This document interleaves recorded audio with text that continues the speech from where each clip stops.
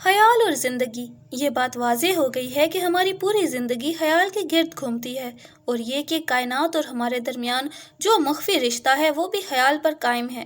اب ضرورت اس بات کی ہے کہ دماغ میں خیالات کی اس شکست و ریخت کو کم سے کم کیا جائے، اور اس کا ایک ہی طریقہ ہے کہ دماغ میں شک اور وسوسوں کو کم سے کم جگہ دی جائے۔ یہ جان لینا بھی ضروری ہے کہ قوت ارادی میں کمزوری کی سب سے بڑی وجہ دماغ میں شک کی موجودگی ہے۔ ذہن کو شک سے نجات دلانے کے لیے یہ معلوم ہونا بہت ضروری ہے کہ آخر شک ذہن انسانی میں کیوں کر جنم لیتا ہے۔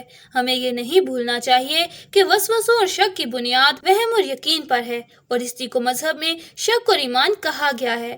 آدمی زندگی کے تمام مراحل وقت کے چھوٹے چھوٹے ٹکڑوں میں طے کرتا ہے، یعنی ایک سیکنڈ کا کوئی فریکشن ہو، اس کی زندگی 100 برس کیوں نہ ہو، لیکن وہ انہی لمحوں میں تقسیم ہوتی رہتی ہے۔ غور طلب امر یہ ہے کہ آدمی اپنی زندگی بسر کرنے کے لیے ذہن میں وقت کے یہ چھوٹے چھوٹے ٹکڑے جوڑتا ہے اور انہی ٹکڑوں سے کام لیتا ہے۔ ہم یا تو وقت کے اس ٹکڑے سے آگے دوسرے مسلسل ٹکڑے پر آ جاتے ہیں، یا وقت کے اس ٹکڑے سے پلٹتے ہیں۔ اس کو اس طرح سمجھنا چاہیے کہ آدمی ابھی سوچتا ہے کہ میں کھانا کھاؤں گا، لیکن اس کے پیٹ میں گرانی ہے، اس لیے وہ یہ ارادہ ترک کر دیتا ہے۔ وہ کب تک اس ترک پر قائم رہے گا، اس کے بارے میں اسے کچھ معلوم نہیں۔ اعلیٰ حاصل قیاس اس کی زندگی کے اجزائے ترکیبی یہی افکار ہیں جو اسے ناکام یا کامیاب بناتے ہیں۔ ابھی وہ ایک ارادہ کرتا ہے، پھر اسے ترک کر دیتا ہے، چاہے منٹوں میں ترک کرتا ہے، چاہے گھنٹوں میں، چاہے مہینوں میں، چاہے سالوں میں۔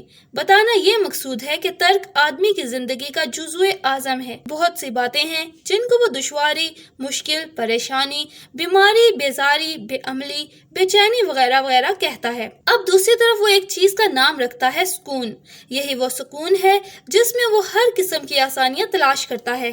ہم یہ نہیں کہتے کہ یہ سب حقیقی ہیں، بلکہ ان میں زیادہ تر مفروضات ہیں۔ یہی وہ چیزیں ہیں جو انسان کو آسان معلوم ہوتی ہیں، اور یہی رجحان ہے جو آسانیوں کی طرف مائل کرتا ہے۔ دراصل انسان کے دماغ کی ساخت ہی ایسی ہے کہ وہ آسانیوں کی طرف دوڑتا ہے اور ہر مشکل سے بھاگتا ہے۔ ظاہر ہے کہ یہ دو سمتیں ہیں، اور ان سمتوں میں آدمی افکار کے ذریعے سفر کرتا ہے۔ اس کی ہر حرکت کا منبع ان دو سمتوں میں سے ایک سمت ہے۔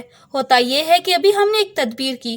اس وقت جب ہم اس تدبیر کی تنظیم کر رہے تھے وہ ہر طرح مکمل تھی اور اس کی سمت بھی صحیح تھی، لیکن صرف چند قدم چلنے کے بعد ہمارے ذہن میں تبدیلی ہوئی۔ تبدیلی ہوتے ہی افکار کا رخ بدل گیا، نتیجے میں سمت بھی تبدیل ہو گئی۔ اب ہم جس منزل کی طرف رواں دواں تھے وہ منزل غیب میں چلی گئی، اور ہمارے پاس باقی کیا رہا؟ ٹٹولنا اور ٹٹول کر قدم اٹھانا۔ یہی وجہ ہے کہ 1 کروڑ آدمیوں میں صرف ایک آدمی ایک قدم اٹھاتا ہے جو صحیح سمت میں اٹھاتا ہے اور پیچھے نہیں ہٹتا۔ واضح رہے کہ یہ تذکرہ یقین اور شک کی درمیانی راہوں کا ہے۔ اب رہی اکثریت کی بات، تو اس کے دماغ کا محور وہم اور شک پر ہے۔ یہی وہ وہم اور شک ہے جو اس کے دماغ کے خلیوں میں ہمہ وقت عمل کرتا رہتا ہے۔ جس قدر اس شک کی زیادتی ہوگی، اسی قدر دماغی خلیوں یعنی سیلز میں ٹوٹ پھوٹ واقع ہوگی۔ یہاں یہ بتانا بہت ضروری ہے کہ یہی وہ دماغی خلیے ہیں جن کے زیر اثر تمام اعصاب کام کرتے ہیں، اور اعصاب کی تحریکات ہی زندگی ہیں۔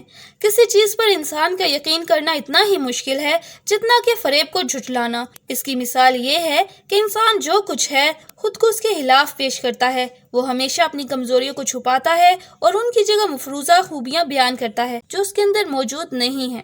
آدمی جس معاشرے میں تربیت پا کر جوان ہوتا ہے وہ معاشرہ اس کا عقیدہ بن جاتا ہے۔ اس کا ذہن اس قابل نہیں رہتا کہ اس عقیدے کا تجزیہ کر سکے، چنانچہ وہ عقیدہ یقین کا مقام حاصل کر لیتا ہے، حالانکہ وہ محض فریب ہے۔ اس کی بڑی وجہ ہم بتا چکے ہیں کہ آدمی جو کچھ خود کو ظاہر کرتا ہے حقیقتاً وہ ایسا نہیں ہے، بلکہ اس کے بالکل برعکس ہے۔ اس قسم کی زندگی گزارنے میں اسے بہت سی مشکلات پیش آتی ہیں، ایسی مشکلات جن کا حل اس کے پاس نہیں ہے۔ اب قدم قدم پر اسے خطرہ محسوس ہوتا ہے کہ اس کا عمل تلف ہو جائے گا اور بے نتیجہ ثابت ہوگا۔ بعض اوقات یہ شک یہاں تک بڑھ جاتا ہے کہ آدمی یہ سمجھنے لگتا ہے کہ اس کی زندگی تلف ہو رہی ہے، اور اگر تلف نہیں ہو رہی ہے تو سخت خطرے میں ہے، اور یہ سب کچھ ان دماغی خلیوں کی وجہ سے ہے جن میں تیزی سے ٹوٹ پھوٹ واقع ہو رہی ہے۔ جب آدمی کی زندگی وہ نہیں ہے جسے وہ گزار رہا ہے، جسے وہ پیش کر رہا ہے، جس پر اس کا عمل ہے، اور وہ اس عمل سے وہ نتائج برآمد کرنا چاہتا ہے جو اس کے حسب خواہ ہوں، لیکن دماغی خلیوں کی تیزی سے ٹوٹ پھوٹ اور رد و بدل قدم قدم پر اس کے عملی راستوں کو بدلتی رہتی ہے، اور وہ یا تو بے نتیجہ ثابت ہوتے ہیں یا ان سے نقصان پہنچتا ہے، یا ایسا شک پیدا ہوتا ہے جو قدم اٹھانے میں رکاوٹ بنتا ہے۔ آدمی کے دماغ کی ساخت دراصل اس کے اختیار میں ہے۔ ساخت سے مراد دماغی خلیوں میں تیزی سے ٹوٹ پھوٹ، اعتدال میں ٹوٹ پھوٹ یا کم ٹوٹ پھوٹ ہونا ہے۔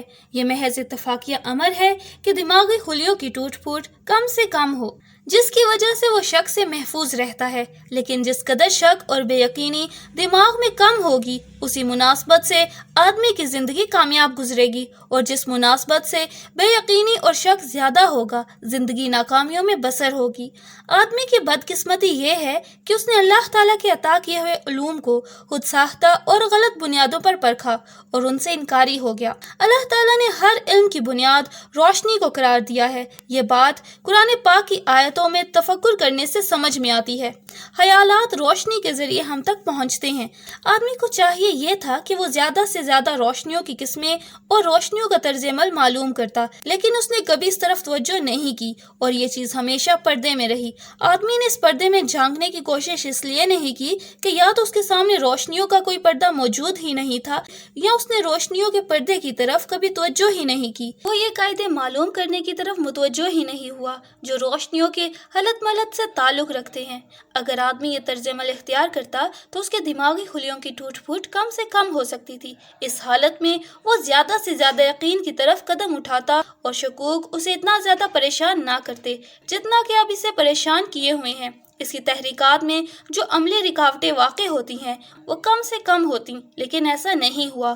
اس نے روشنیوں کی قسمیں معلوم نہیں کی، نہ روشنیوں کی طبیعت کا حال معلوم کرنے کی کوشش کی۔ وہ تو یہ بھی نہیں جانتا کہ روشنیاں بھی طبیعت اور ماہیت رکھتی ہیں، اور روشنیوں میں رجحانات بھی موجود ہیں۔ اسے یہ بھی نہیں معلوم کہ روشنیاں ہی اس کی زندگی ہیں اور اس کی حفاظت کرتی ہیں۔ وہ صرف مٹی کے پتلے سے واقف ہے، اس پتلے سے جس کے اندر اس کی اپنی کوئی زندگی موجود نہیں ہے، جس کو اللہ تعالیٰ نے فرمایا ہے کہ وہ سڑی ہوئی مٹی سے بنایا گیا ہے، اور دوسری جگہ فرمایا گیا ہے کہ وہ بجنی مٹی یعنی خلا ہے۔ اس کے اندر اپنی ذاتی کوئی حقیقت موجود نہیں ہے، حقیقت تو اللہ تعالیٰ نے پھونکی ہے۔ روشنیوں کے عمل سے ناواقفیت اللہ تعالیٰ کے اس بیان سے منحرف کرتی ہے۔ جہاں تک انحراف واقع ہوتا ہے وہاں تک شک اور وہم بڑھتا ہے، ایمان اور یقین ٹوٹ جاتے ہیں۔ یاد رکھیے، روحانیت اور دیگر تمام مخفی علوم میں بشمول ٹیلی پیتھی یقین کو بنیادی اہمیت حاصل ہے، کیونکہ ہر ارادے اور ہر عمل کے ساتھ یقین کی روشنیاں بھی کام کرتی ہیں۔ اگر یقین کی ان روشنیوں کو الگ کر دیا جائے تو ہر عمل اور ہر حرکت لا یعنی ہو کر رہ جائے گی۔ ہم کہنا یہ چاہتے ہیں کہ جب تک ارادے میں یقین کی روشنیاں شامل نہ ہوں اس پر عمل درآمد نہیں ہوتا۔ ماہرین روحانیت یقین کی تعریف اس طرح کرتے ہیں: یقین وہ عقیدہ ہے جس میں شک نہ ہو۔ ارادہ یا یقین کی کمزوری دراصل شک کی وجہ سے جنم لیتی ہے۔ جب تک خیالات میں تذبذب رہے گا، یقین میں کبھی بھی پختگی نہیں آئے گی۔ مظاہر اپنے وجود کے لیے یقین کے پابند ہیں، کیونکہ کوئی خیال یقین کی روشنیاں حاصل کر کے ہی مظہر بنتا ہے۔ ماہرین نفسیات نے جو مشقیں قوت ارادی کو تقویت پہنچانے کے لیے مرتب کی ہیں، ان سب کا منشا دراصل یقین کو پختہ کرنا ہوتا ہے۔